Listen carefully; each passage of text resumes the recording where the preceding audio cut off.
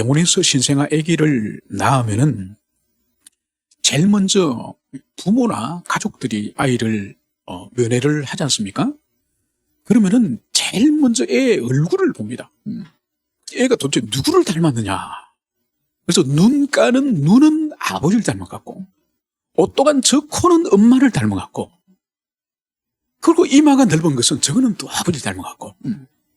그래서 그 아이가 처음 대면을 하면서 그 아이와 아버지, 어머니 또는 주변의 할아버지, 할머니나 가족들과의 이 닮음을 확인하면서 참 마음에 큰 기쁨이 있습니다. 여러분, 당연히 그 자녀는 부모를 닮는 것이 당연하지 않겠습니까? 여러분, 하나님께서 사람을 처음 지으실 때에 이렇게 말씀하셨습니다. 우리가 우리의 모양과 우리의 형상을 따라서 사람을 만들자, 사람을 짓자. 여러분, 이 의미는 하나님께서 이렇게 말씀하신 거예요. 우리가 우리를 닮되 아주 닮은 사람을 만들자. 그래서 하나님의 형상과 하나님의 모양을 따라서 지었다는 의미는 인간은 하나님을 닮되 아주 닮은 존재로 우리 사람을 지으셨다는 거예요. 여러분, 그렇기 때문에 우리 인간은 원형이 하나님이에요. 원형이 하나님이시고, 그래서 하나님을 닮은 존재가 인간일 뿐만 아니라 하나님을 드러내고 하나님을 나타내야 되는 존재가 우리 인간이에요. 그냥 평생 동안 밥 먹고 지 마음대로 살다가 죽는 것이 인간이 아니라, 우리 인간의 존재, 창조의 목적은 하나님의 영광스러움을, 우리 삶을 통해서 영광스러움을 드러내는 존재가 우리 사람의 존재예요. 그러나 우리가 알다시피 우리 첫 인류는 하나님의 말씀을, 계명을 버리고 타락하여서 하나님으로부터 멀리 떠나지 않았습니까? 그래서 이후에 아담의 후손 모든 인생들이 하나님을 떠난 그런 삶을 살았습니다. 그러나 주님께서는 아브람과 이삭과 야곱과 이후에 모세, 그래서 한 민족을 주님께서 불러내셨으니 그들이 출애굽한 이스라엘 백성이죠. 이 사람들을 시내산 앞에 이제 세워놔놓고 하나님께서 언약을 맺지 않습니까? 언약을 맺으면서 주님께서 이 이스라엘 백성들에게 그들의 정체성을 뭐라고 말씀하셨습니까? 너희는 내 소유요, 나의 세큐라, 나의 보물이요, 그리고 너희는 제사장 나라요, 거룩한 백성이다. 여러분, 이 세 단어가 원래 인간의 모습이에요.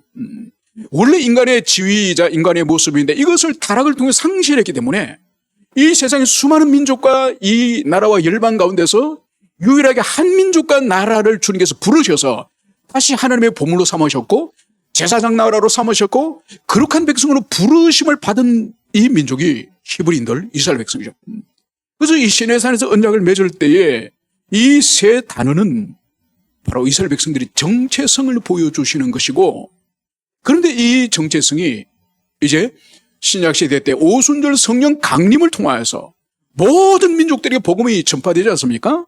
그래서 구약에는 이 하나님 앞에 이 보물이자 제사장 나라이자 이 거룩한 백성이 이스라엘 백성뿐이었지만은, 이제 교회 시대에는 예수 그리스도를 영접하는 사람이면 민족과 인종을 가리지 않고 우리는 하나님의 보물이요, 우리는 제사장 나라요, 그리고 또 우리는 거룩한 백성임을, 이것을 우리가 가슴에 새게 될 것입니다. 여러분, 그렇지만 우리가 여러 날 동안 역대기 말씀을 살펴본 것처럼, 여러분, 정말 이스라엘 백성들이 정말 하나님이 주신 이 정체성, 이 사명을 버리고 얼마나 그들이 주님을 멀리 떠났습니까? 그러다 주님께서 또 당신의 종을 또 한 사람 보내가지고 경건한 왕이 한 시대를 또 주님 앞으로 백성들을 이끌었으면은 그 자식은 또 망나니 같은 자식이 태어나가지고 자신뿐만 아니라 민족 전체를 또 배도의 길로 또 인도하고, 그래서 캄캄한 흑암의 시대가 또 찾아왔다고 한다면은 또 그 자식이 왕이 되어서는 또다시 각성되어지고 회개해서 민족 전체를 또다시 주님 앞으로 인도하는, 그래서 남유다에 20명의 왕이 이 땅에 와서 수십 년을 다스리고 또 떠나가고, 또 그 다음에 왕이 와서 또 떠나가고, 여러분 20명의 왕이 엎치락 뒤치락 이러면서 결국은 이 역대하 36장 제일 마지막에 어떻게 기술하고 있습니까? 제일 마지막에 보면 시드기야가 예레미야 말씀을 통해서 계속 하나님의 권면을 받아들이지 않음을 말씀합니다.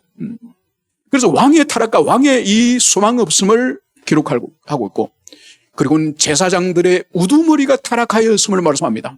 그러니까 종교 지도자들이 다 타락했다는 거예요. 그리고 또 뭘 말하냐?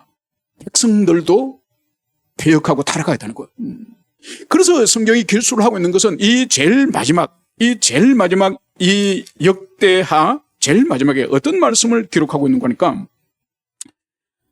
그의 백성에게 이 선지자의 욕이 선지자를 향해 욕하여서 하나님의 진노가 그의 백성에게 미쳐서 회복할 수 없게 하였으므로 여러분 이제 회복이 불가능하다는 거야. 그래서 왕으로부터 제사장들로부터 백성들까지 어느 한 사람이 하나님께로 돌아오는 사람이 없는 회복이 불가능한 상태에 떨어졌을 때 하나님이 뭘 하셨나? 하나님이 갈대아 왕의 손에 그들을 다 넘기심에 여러분 하나님의 방법은 이제 부분적으로 이제 수선을 해서는 안 되는 상태이라는 거예요. 여러분 집도 보세요. 수도가 터져가지고 수도물이 새가지고 또 그를 또 바닥을 뜯어가지고 공사를 해야 돼. 그랬더니 2층에서 또 위층에서 또 물이 새네. 그랬더니 또 어디에 전선이 어디에 누전이 됐는지 이 전기가 이 먹통이야. 그랬더니 그걸 또 고쳐놨더니 보일러가 터져가지고 이 보일러가 또 돌아가지가 않아. 여러분 집안에 여러 부분이 이렇게 고장이 나서 그때마다 수리를 하면은 주인이 마지막에는 뭘 생각합니까? 이렇게 부분적으로 수리를 해봐 안 되겠다. 헐어버리고 새로 집을 짓자. 여러분 이런 생각을 하지 않습니까? 그것처럼 하나님께서 이 시드기야 왕 20번째 왕 시드기야 때가 되어서는 하나님께서 보셔도 회복이 불가능하다는 거야. 회복이 불가능하였기 때문에 하나님은 어떻게 하셨냐? 이제 갈대아 사람들에게 이 나라 전체를 이제는 넘겨버리신 거예요. 그래서 바벨론이 이제 와서 이스라엘 백성을 철저히 파괴하고 학살하고 그리고 보물들을 다 약탈하고 살아남은 사람들은 다 포로로 이제 끌고 간 거죠. 여러분 하나님이 하신 이 일 또한 하나님이 임의로 하신 일이 아니에요. 이미 하나님께서 이스라엘 백성들을 시내산에서 불러서 언약을 맺으시고 그리고 이후에 모세를 통해서 하나님께서 너희들을 장차 역사 속에서 내가 너희들을 어떻게 다스릴 것인지 너희들의 역사를 어떻게 인도할 건지 그래서 너희들이 순종할 때는 이렇게 내가 복을 줄 것이고 너희들이 불순종할 때는 내가 이렇게 벌을 내릴 것이다. 이 말씀을 하신 그 말씀에 따라 하나님의 언약의 말씀을 따라서 주님이 이스라엘 백성들을 벌을 주시기도 하고 또 복을 주시기도 하고 역사를 이끌어 가시는 것. 그리고 주님은 적극적으로 당신의 뜻대로 마음대로 하시는 것이야. 이미 백성들에게 하나님 백성들에게 주신 언약의 말씀을 따라서 역사를 이끌어 가심을 이것을 볼 수 있습니다. 그래서 이 말씀이 신명기 28장을 통해서 그 말씀을 주님이 주심을 볼 수 있습니다. 제가 일부분을 읽어드리겠습니다. 신명기 28장 36절 37절에서는 주님은 이렇게 말씀하십니다. 여호와께서 너와 내가 세울 내 임금을 너와 내 조상들이 알지 못하던 나라로 끌어가시니 네가 거기서 목석을 만든 다른 신들을 섬길 것이며 여호와께서 너를 끌어가시는 모든 민족 중에 내가 놀림과 속담과 비방거리가 될 것이라. 여러분 포로로 끌려가면 장차 모세 시대 모세 시대 때 이미 약 1000년 후에 포로로 끌려가서 어떤 수치와 모욕을 당할 것인지 이미 1000년 전에 기록을 해놓은 거예요. 그리고 또 이런 말씀을 하십니다. 49절 곧 여호와께서 멀리 땅끝에서 한 민족을 독수리가 날아오는 것 같이 너희를 치러 오게 하시니 이는 네가 그 언어를 알지 못하는 민족이요 그 용모가 흉악한 민족이라 노인을 보살피지 아니하며 유아를 불쌍히 여기지 아니하며. 그러니까 이스라엘 백성을 심판할 이 멸망으로 이끌 이 민족이 아주 흉악한 민족이고 노인이라고 봐주고 어린아이라고 봐주는 그런 것이 아니라 아주 무자비한 민족이 이 이스라엘 백성을 심판할 것임을 이것을 말씀하고 있습니다. 여러분 그래서 보세요. 북쪽의 10지파는 150년 전에 먼저 망했습니다. 먼저 망했고 150년의 시간을 하나님이 남쪽 유다 2지파에게 기회를 주셨는데 이들도 하나님 보실 때는 이제는 부분적 수선 즉 회복이 불가능한 상태에 이르기 때문에 남쪽은 바벨론 제국에 의해서 이제 끌려갔음을 이것을 말씀을 하고 있습니다. 여러분 그렇기 때문에 주님께서는 당신의 이스라엘 백성들을 역사하시는 이 경륜 또한 이 말씀을 따라서 인도하심을 이것을 볼 수 있습니다.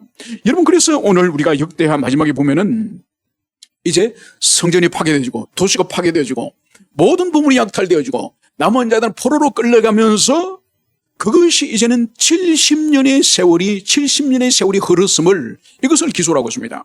여러분 이런 배경을 가지고 이제 본문으로 들어가도록 합시다. 바사왕 고레스 원년에 여호와께서 예레미야 입을 통하여 하신 말씀을 이루게 하시려고 바사왕 고레스의 마음을 감동시키시매 그가 온 나라에 공포도 하고 조수도 내려 이르되. 여러분 오늘 시간을 먼저 말씀하고 있습니다. 이 시간은 바사왕 고레스 원년이라고 기술하고 있습니다. 여러분 이 바사 페르시아는 말하겠죠. 이 고레스라고는 이 왕의 원년이라고 말하고 있습니다. 여러분 원래 이 페르시아 제국은 처음부터 페르시아 제국이 아닙니다. 이것은 바벨론과 고대 근동 이 북부 지방에 있는 메소포타미아 부근에 있는 안산 왕국이라고 하는 자그마한 왕국이었습니다. 이 왕국이 캄비세스 1세가 이 고레스의 아버지인데 이 캄비세스 1세가 죽고 나서 이 고레스가 아주 지혜와 용기와 대단한 지략을 가진 사람입니다. 그래서 이 민족이 페르시아 민족이지 않습니까? 여러 페르시아의 소국으로 이루어졌는데 이 고레스가 모든 페르시아 제국을 통일해버리고 제국을 세웁니다. 제국을 세워서 그 당시에 이 페르시아를 지배하고 있던 이 위의 나라가 바벨론이거든요. 그래서 이 고레스가 바벨론을 엎어버리고 이제 바벨론을 오히려 이 페르시아가 정복을 하게 됩니다. 그래서 여기서 바사왕 고레스 원년이라 하는 것은 이 바벨론을 이제는 엎어버리고 이 고레스의 페르시아가 이제는 천하를 통일하는 그 첫 해를 말합니다. 그래서 이 해에 여호와께서 예레미야 입을 통하여 하신 말씀을 이루게 하시려고. 여러분 이게 무슨 말씀인가 하니까 이 고레스 이 원년에 하나님께서 70년 전에 예레미야 입을 통해서 하나님이 말씀을 하셨거든요. 이게 바로 예레미야 25장과 29장에 가면은 이 말씀이 있습니다. 그 말씀이 바로 뭐냐? 이스라엘 백성은 앞으로 70년간을 바벨론을 섬기게 될 것이다. 이 말씀을 나라가 아직 망하기 전에 예레미야 선지자를 통해서 하나님이 주신 거예요. 그러니까 그때만 하더라도 바벨론의 위협이 계속되고 있기 때문에 이제 왕과 그리고 이 신하들이 바벨론과 전쟁을 하려고 했습니다. 계속 전쟁을 하고 그랬는데 하나님의 뜻은 전쟁하지 말라는 거예요. 전쟁하지 말고 너희들은 순순히 항복을 해라. 전쟁을 하면 많은 사람이 다치고 죽기 때문에 어차피 너희들의 운명은 이 나라는 망하는 것이고 그리고 너희들 조상 때부터 수많은 죄가 하늘까지 쌓였기 때문에 너희들은 지금 벌 받을 때다. 싸우려고 하지 말고 포로로 이제 끌려가서 순순히 그 땅에서 포로로 살아라. 이게 예레미야를 통해서 하나님이 주신 말씀이에요. 그런데 이 시드기야 왕을 비롯해 이스라엘 이 왕들이 그 말씀을 받아들이지 않는 거예요. 계속 저항하여서 싸우고 성이 포위를 하고 그래서 1차 포로 끌려가고 2차 포로 끌려가고 이 3차 포로 끌려갈 즈음에 그래서 예레미야를 통해서 하나님의 이 말씀이 바로 70년간은 너희들이 바벨론의 포로로 살아야 된다. 그리고 70년이 차면은 그 시간이 차면은 다시 이곳 예루살렘으로 너희들이 올라올 것이다. 이 말씀이에요. 그러니까 이 말씀이 이루어지도록 하기 위해서 하나님이 뭘 하셨냐? 오늘 바사왕 고레스의 마음을 감동시키심에 그가 온 날에 공포도 하고 조수도 내려. 여러분 하나님이 이스라엘 백성들 이제는 끌고 내려왔다고 한다면은 이들이 70년이 지나서 다시 예루살렘으로 올려보내야 될 거지 않습니까? 이 일을 하기 위해서 주님이 제일 먼저 하신 일은 이 고레스 왕의 마음을 감동시키심에.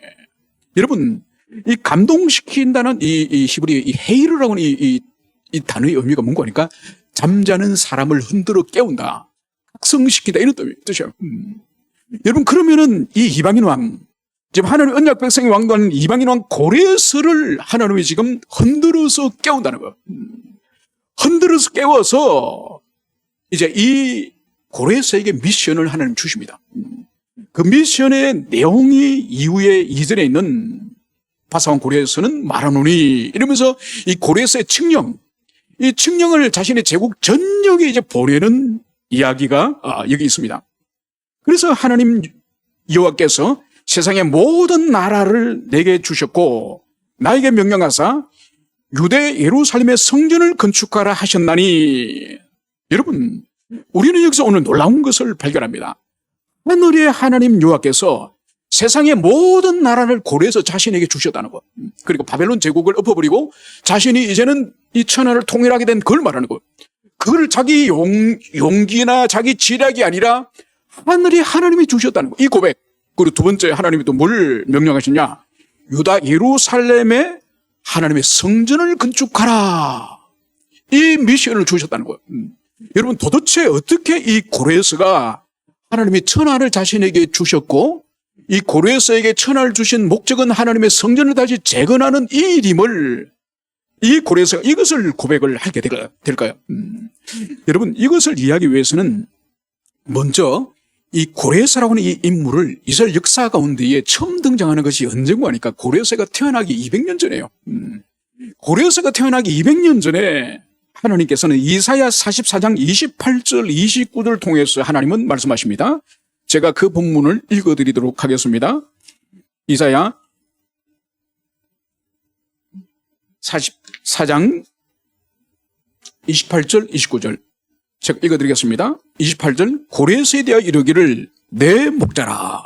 여러분, 페르시아의 이방인의 왕 고레스를 향해서 하나님이 그는 내 목자라 이렇게 부르시는 거예요. 그가 나의 모든 기쁨을 성취하리라 하며 예루살렘에 대하여 이르기를 중건되리라 하며 성전에 대하여 내 기초가 놓여지리라 하는 자라. 여러분, 얼마나 놀랍습니까? 하나님은 지금까지 다윗이라든지 솔로몬이라든지 당신의 이 종들을 향해서 내 목자라. 바로 하나님을 대신해서 하나님의 백성을 돌보는 그 목자직으로서 이스라엘 왕을 의미하지 않습니까? 그런데 세계적인 제국을 만든 페르시아의 황제 고레스를 나의 목자라. 이렇게 주님 부르시는 겁니다. 여러분, 이건 뭘 보여주는 거죠? 하나님은 이스라엘 백성뿐만 아니라 이스라엘의 왕뿐만 아니라 이 세상의 열방의 왕들 또한 하나님이 부리시고 사용하시고 주님이 역사하셔서 역사를 이끄시는데 도구로 사용한다는 것을 오늘 주님이 친히 고레스를 나의 목자라 이렇게 부르는 것을 여기서 볼 수 있죠. 그러면서 그가 나의 모든 기쁨을 성취하리라. 하나님의 이 뜻을 이 고레스가 성취하는 그런 도구로 사용되어짐을 볼 수 있죠. 그러면서 두 가지를 말씀합니다. 예루살렘에 대하여 중건되리라. 무너진 예루살렘 성이 다시 세워질 것을 말씀하고, 그리고 성전에 대하여 내 기초가 놓여지리라. 여러분, 무너진 성전의 틀을 다시 기초석을 놓고 그 기초를 다지고 성전을 세우게 될 것임을 바로 이사야를 통해서 200년 전에, 고레스가 이 세상에 등장하기 200년 전에 주님께서 이미 이사야를 통해서 이 말씀을 하신 거예요. 이제 본문으로 돌아오도록 하겠습니다. 그러면은 이 말씀이 도대체 어떻게 이 고레스의 귀에 들어갔을까? 그래서 고레스는 지금 보세요. 이 하나님을 하늘의 하나님이라는 거예요. 여러분, 이것은 뭘로 의미하니까 이 하나님에 대한 이 지식이 이 팔레스타인의 여러 신들 가운데 한 신으로서 지금 이 고레스가 알고 있는 것이 아니에요. 바로 유일한 신으로서 역사의 주관자로서의 이 요 하나님을 이 고레스는 알고 있음을 이것을 여기서 볼 수 있습니다. 그래서 오늘 이 고레스가 이러한 통치를 하게 된 이 배경을 우리가 볼 수 있는 것이 바로 뭔가 하니까 누군가는 이 고레스의 역사의 등장을 200년 전에 이미 이사야 44장에 기록된 이것을 이 고레스 귀에 알려준 거예요. 여러분, 이것은 어디에 등장하는 거니까 다니엘서 6장 28절에 보면 다니엘이 다리오 시대와 고레스 시대에 형통하였더라 이 말씀이 있습니다. 여러분, 다리오 시대와 이 고레스 시대는 페르시아 시대지 않습니까? 페르시아 제국 시대 때 이 다니엘이 형통이라는 거예요. 우리가 알다시피 다니엘은 바벨론이 망할 쯤에 그때 총리 대신한 사람이잖아요. 그런데 다시 제국이 페르시아 제국으로 넘어갔는데도 이 다니엘을 죽이지 않습니다. 오히려 이 다니엘을 더 중용을 하는 거죠. 그리고 이것은 아주 희귀한 일이에요. 보통 보세요. 고려 시대 때 충신이었던 사람들이 조선 시대가 됐다면 어떻게 합니까? 다 구족을 다 도말해버리죠. 그런데 다니엘은 바벨론 시대의 바벨론 제국의 높은 고관 대작을 하던 사람인데 페르시아 제국에 또 고관 대작을 해요. 그때에 이 다리오 왕과 이 고레스 왕의 시대 때 이 다니엘이 존귀하였더라. 바로 이 사람이 여전히 총리 대신을 합니다. 그것도 우리가 알다시피 다리오 시대 때 보면은 많은 사람이 이 총리 대신 다니엘을 모함을 하지 않습니까? 모함을 하는데 그 탁월함이 또 하나님이 함께 하심 때문에 오히려 모함하던 자들이 다 사자우리 속에 던져서 죽임을 당하죠. 그리고 이 다니엘의 영향력은 황제에게 절대적이었죠. 그것을 또 우리가 볼 수 있는 것이 바로 뭔가 하니까 다니엘 9장에 가면 다니엘이 어느 날 예레미야서를 읽는 거예요. 예레미야서를 읽다가 무엇을 발견했냐? 바로 예루살렘이 황폐함이 70년이 차면은 하나님이 자유와 해방을 준다는 이 부분을 읽게 된 거예요. 그래서 다니엘이 금식에 들어가거든요. 이것을 볼 때에 이 다니엘은 예레미야서를 읽고 자기 민족이 해방의 자유의 날이 다가왔음을 깨달았고, 그리고 자신은 이제 총리의 지위에 있기 때문에 바로 자신의 지위와 영향력을 가지고 이 고레스 왕에게 자기 민족에 대해서 충고를 하면서, 그러면서 당신의 이름은 우리 민족의 선지서인 이사야서에 당신이 태어나기 200년 전에 이미 당신이 이 땅에 나타날 것임을, 그래서 예루살렘을 재건하고 성전을 건축할 것임을 이사야서에 당신이 등장합니다. 이것을 이 고레스에게 다니엘이 조언했을 가능성이 아주 높죠. 그래서 이 고레스가 지금 하나님에 대한 지식, 이것은 순전히 하나님의 백성인 다니엘을 비롯하여서 이 고레스 주변에 있는 하나님의 사람들이 전달했을 가능성이 아주 높습니다. 그래서 이 고레스는 하나님을 믿는 언약 백성처럼 그런 수준의 믿음은 아니지만은, 그러나 이 역사를 주관하시고 모든 민족의 운명과 그리고 악한 자들에게는 심판을, 의로운 자들에게는 하나님이 복을 주시는 그런 하나님이신 것을 이 고레스는 그 정도 수준은 충분한 지식을 가지고 있다고 보는 거죠. 그래서 오늘 자신의 사명이 이제는 천하의 모든 민족들로 하여금 이제 돌아가게 합니다. 여러분, 바벨론과 아수르 제국은, 이 제국의 특징은 뭔가 하니 아주 무자비했습니다. 무자비하고 정복한 지역에 가면은 바벨론의 아수르는 거기 있는 주민들을 다 죽이거나 살아남으면 다 바벨론을 끌고 오는 거예요. 바벨론을 끌고 와서 거기서 바벨론에서 이 바벨론의 군사들이나 이 조직이, 이 나라가 그 사람들을 관리하는 거예요. 포로로서. 여러분, 그게 얼마나 사실 비용이 많이 들고 힘든 일입니까? 그런데 이 고레스는 이 식민, 이 정복한 나라들의 정책을 완전히 바꿉니다. 바로 뭔가 하니까 너희들은 너희 나라로 돌아가라는 거예요. 너희들 살던, 조상 살던 대로 돌아가고, 그리고 너희들의 조상으로부터 믿고 지켰던 너희들의 종교는 너희들이 믿어라. 그래서 아주 포용적이고 그리고 아주 관용적인 정책을 이 고레스는 하는 거죠. 그 대신 너희들이 세금은 제때 따박따박 잘해라. 필요한 거는 세금이에요. 세금. 다른 것이 아니라 억압하고 통제하고 그러면서 많은 국가적인 에너지를 소모하기보다는 그냥 너희 쪽으로 돌아가서 너희들끼리 너희들의 신들을 믿고, 그리고 때가 되면 세금이나 잘 내라. 이게 이 고레스의 이 관용 정책이죠. 이 정책이 또한 하나님의 이 구속 역사와 딱 맞춰치는 거예요. 여러분, 그래서 이스라엘 백성들이 예루살렘으로 돌아오고, 그리고 돌아와서 성전을 짓게 되는 이 배경 또한 하나님이 이 고레스의 이 마음에 감동하사, 이 마음에 역사하서, 그래서 그런 정책과 그런 방향성과, 특별히 히브리인들은 돌아가서 성전을 짓고 다시 하나님을 섬기도록 하기 위한 것임을, 이것을 고레스의 이 칙서를 통해서 그것이 드러나고 있음을 볼 수 있습니다. 그러면서 오늘 4절에서는 그 남아있는 백성이 어느 곳에 머물러 살든지 그곳 사람들이 마땅히 은과 금과 그 밖의 물건과 짐승으로 도와주고, 그 외에도 예루살렘에 세울 하나님의 성전을 위하여 예물을 기쁘게 드릴지니라. 여러분, 칙서의 이 내용이 뭔가요?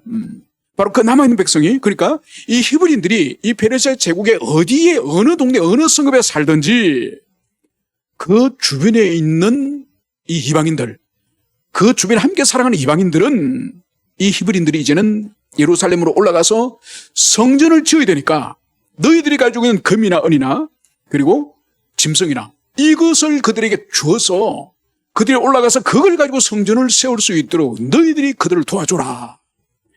이 명령을 왕의 이 칙서 가운데 있음을, 이것을 볼 수 있습니다. 여러분, 여기서 우리가 또 볼 수 있는 것이 이게 뭔가 하니까 어디서 많이 본 어떤 느낌이 들지 않습니까? 여러분, 출애굽기 12장에 가면 이스라엘 백성들이 출애굽을 하지 않습니까? 출애굽을 할 때 처음에는 파라오가 안 보내주려고 계속 그렇게 붙들고 있다가 마지막에 어떻게 됩니까? 마지막에 드디어 장자들이 다 죽고 나서 이제 이 파라오가 올라가라, 떠나가라 이렇게 말하죠, 그죠? 그러면서 이 파라오가 이 이집트 모든 자기 시민들에게 히브리인들이 떠나갈 때에 너희들이 금과 은과 보물과 옷들과 필요한 모든 것을 그들에게 주라, 그 말을 합니다. 여러분, 그래서 오늘 이 페르시아 제국의 고레스가 자기 시민들에게 히브리인들이 예루살렘으로 올라가려고 할 때에 너희들의 금강과 짐승을 그들에게 줘서 돌려보내는 거예요. 여러분, 이것은 뭘 말하는 거니까 멀리 떠나가는 히브리인들, 그들이 또 올라가서 성전을 건축하고 그 황무지 같은 그 땅에 정착하는데 너희들이 십시일반 보태하라 이런 뜻이 아니에요. 이게 무슨 의미인가? 궁극적으로 이스라엘 백성들이 이집트를 떠날 때에 그렇게 금강과 이 폐물을 가지고 출발했던 것처럼 이 바벨론, 이 페르시아에서 지금 떠나는 이들 또한 제2의 출애굽이라는 거예요. 이 사건이 제2의 출애굽인 것을, 이것이 여기서 키포인트예요. 여러분, 그래서 그들이 처음 이집트에서 비참한 노예로 살아가다가 그들이 하나님의 자유와 해방을 경험하고 그들이 엑스도스를 하지 않았습니까? 출애굽을 하지 않았습니까?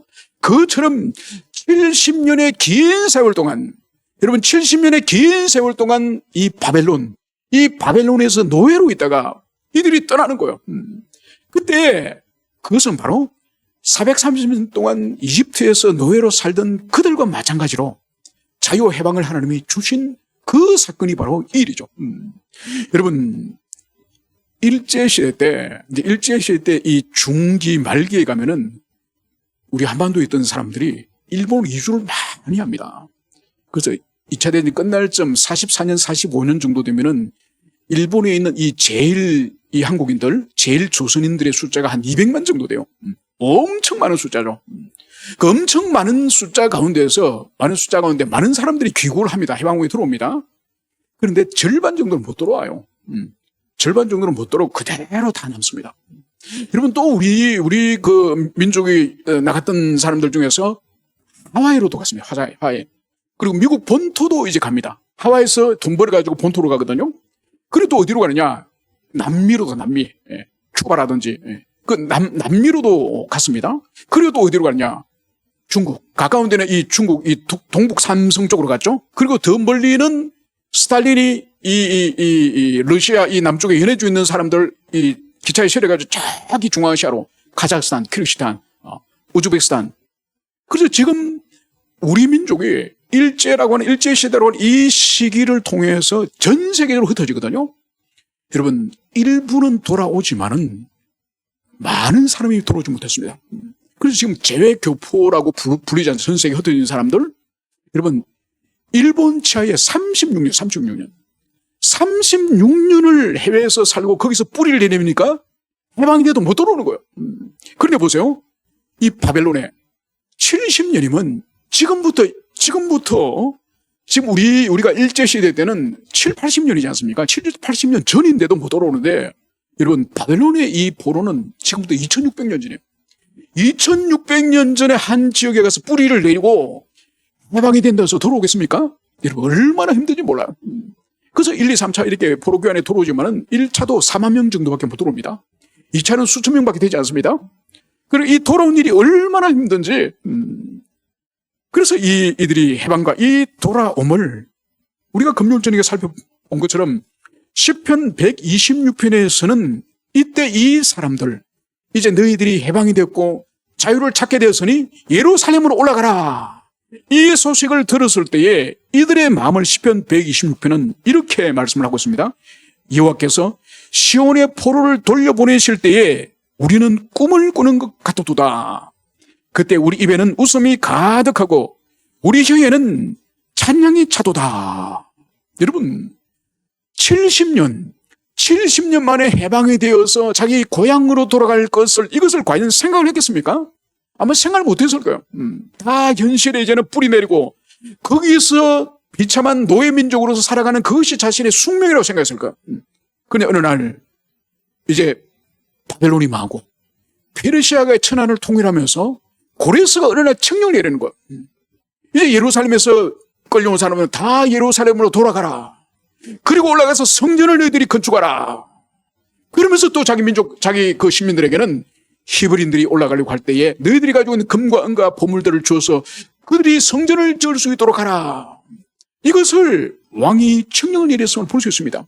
그러니까 일이 얼마나 기쁘고 놀랍고 충격적인 일이었으면은 바로 우리는 꿈꾸는 것 같아도다. 그러면서 얼굴에는 웃음이 가득하고 입에는 찬양이, 이런 기쁨의 상태였음을 이것을 말씀하고 있습니다. 그러면서 보십시오. 그러면서 이제 실천적으로는 어떻게 하느냐. 오늘 5절에 보면 이에 유다와 베냐민 족장들과 제사장들과 레위 사람들과 그 마음에 하나님께 감동을 받고 올라가서 예루살렘에 성전을 건축하고자 하는 자가 다 일어나서, 이제 제사장과 레위 사람뿐만 아니라 마음에 이제 내가 감동을 받아서 내가 올라가서 예루살렘 성전 건축에 내가 참여해야 되겠다. 이 감동을, 하나님의 감동을 받은 사람들이 다 일어났다는 거예요. 여러분, 그래서 보세요. 먼저 하나님께서는 고레스 마음을 감동시키고 그 다음은 이 백성들, 하나님 백성들의 마음을 감동시켜서 주님이 역사하심을, 이것을 여기서 볼 수 있습니다.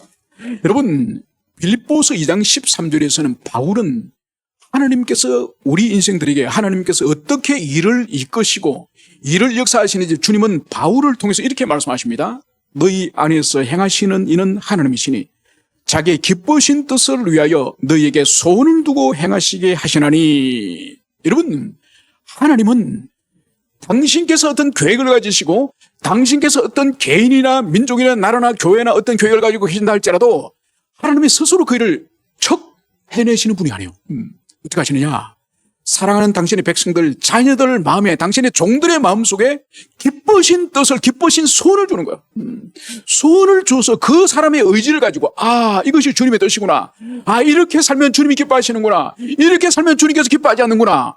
이 감동을 주시고 소원을 주셔서 이제는 그 소원을 따라서 일을 하도록, 그래서 그 일을 순종하고 열정적으로 의지를 다해서 할 때에 바로 하나님의 일이, 바로 자기 소원을 따라서 일을 했지만 하나님의 이 목표가, 목적이 성취되지는 이런 방식으로 일을 하였음을 볼 수 있습니다. 그래서 오늘 주님께서는 고레스의 마음의 감동을 주셨다고 한다면은 이제는 이 이스라엘 백성들, 이 백성들의 마음에 하나님의 감동을 받고 이들이 이제 성전을 건축하고자 다 일어났다. 이 말씀을 하고 있는 것을 볼 수 있습니다. 여러분, 그래서 우리는 이 하나님의 일하심, 이 부분에 있어서 우리는 밝히 잘 이해해야 됩니다. 여러분, 그렇다고 해서 무조건 자기 마음속에 일어난 어떤 소망이나 어떤 욕심이나 어떤 의지가 다 하나님의 뜻이라고 생각하면 안 됩니다. 그래서 반드시 필요한 게 뭐죠? 마음에 어떤 열정이 일어나고 소망이 일어났을 때 그것을 하나님의 말씀에 시금하는, 말씀에 시금하는 그 일을 반드시 겪어야 되는 거예요.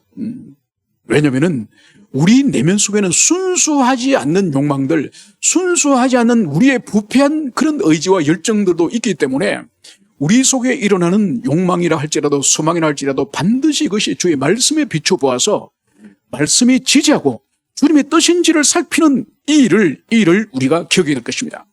그러면서 이제 이 6절 이하에서는 이제 이스라엘 백성들이 돌아갈 때에 이제 고레스 왕은 어떤 조치를 취하느냐. 7절, 또 여호와의 성전 그릇을 꺼내니 옛적에 느부갓네살이 예루살렘에서 옮겨다가 자기 신들의 신당에 두었던 것이라.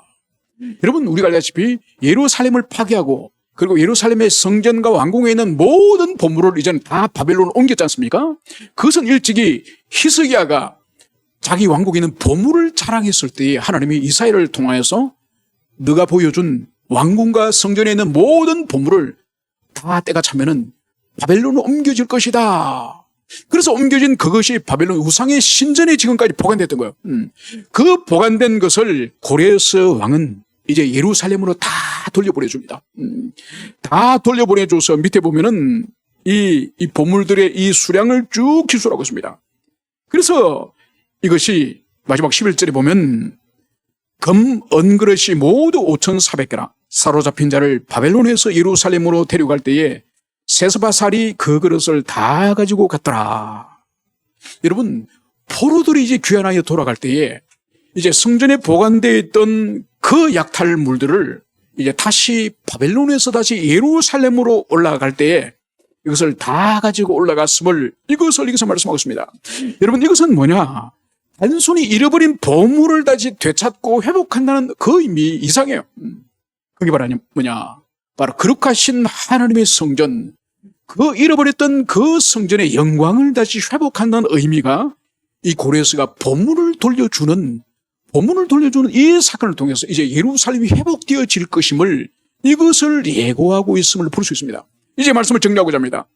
여러분, 주님께서는 일찍이 당신의 말씀을 먼저 주셨고, 그리고 때가 참에 당신의 말씀을 성취하시고 이루시는 하나님이시고, 그러나 성취와 이루시는 것이 하나님 홀로 행하시는 것이 아니라 바로 당신의 사랑하는 종들, 자녀들의 마음에 소원을 주시고 자녀들의 마음에 감동을 주셔서 행하시는 그 일을 오늘 우리가 살펴봤습니다. 그래서 이스라엘 백성들이 패역하여서는 멸망하였지만은 70년의 시간이 차서는 다시 당신의 언약의 말씀처럼 다시 올려보내주시고, 이 올려보내주시는 일 또한 고레스라고 하는 이방인의 왕의 마음에 감동을 주셔서 이방인의 왕을 사용하여서 그 일을 시작하시고, 그리고 고레스가 감동을 받는다 할지라도 그것으로 끝나는 것이 아니죠. 당신의 백성들 마음 또한 감동을 주셔서 고레스의 그 명령과 칙서를 보고 우리가 올라가서 예루살렘 성전을 다시 세웁시다, 이 열정을 가진 사람을 사용하여서 주님께서 이 일을 행하시는 것을 볼 수 있습니다. 오늘날도 마찬가지입니다. 오늘날 주님께서 우리에게 끊임없이 당신의 선한 뜻을 우리 마음속에 주님 부어주세요. 우리의 마음을 우리가 성경을 읽을 때나 주의 말씀을 또 예배 시간에 들을 때나 계속적으로 주의 말씀을 우리에게 주시지만은 그 말씀을 사랑하고 그 하나님을 사랑하지 않으면 그 말씀이 우리 심령에 감동을 주시고 역사할 수가 없는 거예요. 우리가 그 말씀을 아멘으로, 내가 지금 그 말씀을 받아들일 만한 내 그릇이 못 된다 할지라도 하나님 말씀은 영원히 선합니다. 당신의 말씀은 영원히 옳습니다. 그러면서 받아들이기를 우리가 승복할 때 바로 그 말씀이 우리 속에서 역사하여서 열매를 맺을 수 있다는 이것을 여러분들이 가슴 깊이 새기시고, 오늘 주님께서는 이 70년의 이 흑암의 세월을 뚫고 다시 이스라엘 백성들의 자유와 해방, 제2의 출애굽을 주님이 역사하셨다는 이 사건을 가슴 깊이 새기시길 축원합니다. 함께 우리 기도하시겠습니다.